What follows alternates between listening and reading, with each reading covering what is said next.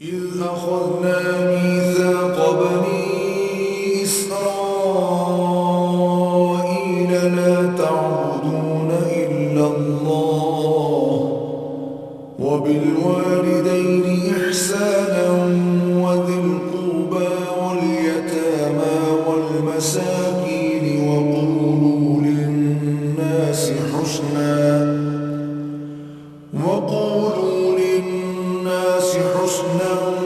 وأقيموا الصلاة وآتوا الزكاة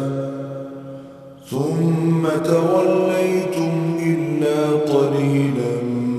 منكم وأنتم معرضون।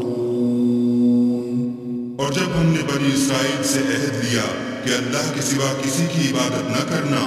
और माँ बाप और रिश्तेदारों और यतीमों और मोहताजों के साथ भलाई करते रहना और लोगों से अच्छी बातें कहना और नमाज पढ़ते और ज़कात देते रहना, तो चंद शख्सों के सिवा तुम सब उस अहद से मुंह फेर कर फिर